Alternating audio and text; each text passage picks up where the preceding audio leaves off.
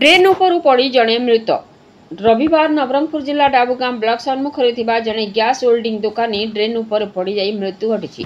सूचनायोग्य उत्तर प्रदेश राज्यर कानपुर सहर अमजाद खान 35 वर्ष प्राय 5 वर्ष ऊर्ध्व डाबुगां ब्लॉक सदर महकुमा ठारे रही ब्लॉक सम्मुखरे एक छोट गैस होल्डिंग दुकान करी परिवार प्रतिपोषण करुथिला।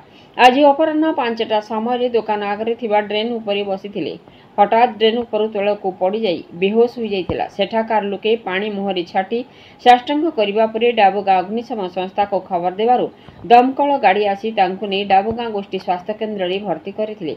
सेठारे डाक्टर तांकु जांच करी मृत घोषणा करथिले। हार्ट अटैक रे मृत्यु होइथिबार खबर पाई डाबुगां पापड़ाहांडीर मुस्लिम संप्रदाय लोके डाबुगां डाक्तरखाना रे पहुंची एक बेसरकारी आम्बुलांस जोगे मृत शरीर को निज ग्राम कानपुर को पठाइबार व्यवस्था करिथिबार सूचना मिली। नवरंगपुर जिल्ला रविनारायण महांती रिपोर्ट मसीहा न्यूज।